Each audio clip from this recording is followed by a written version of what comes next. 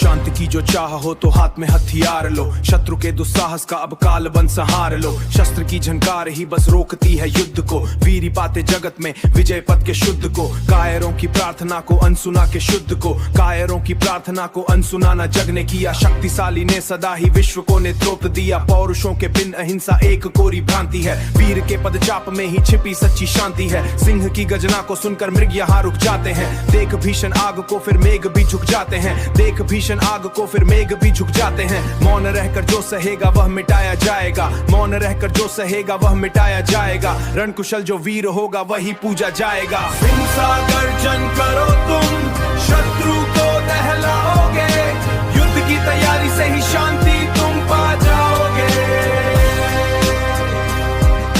शांति तुम पा जाओगे, शांति तुम पा जाओगे।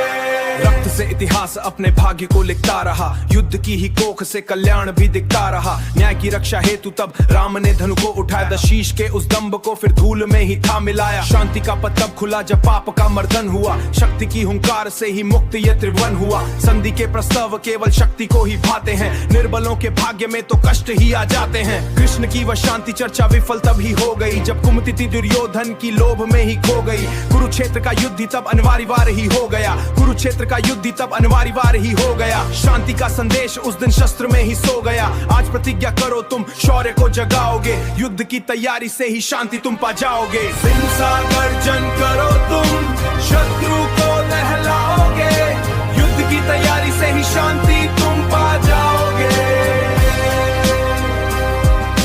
शांति तुम पा जाओगे, शांति तुम पा जाओगे।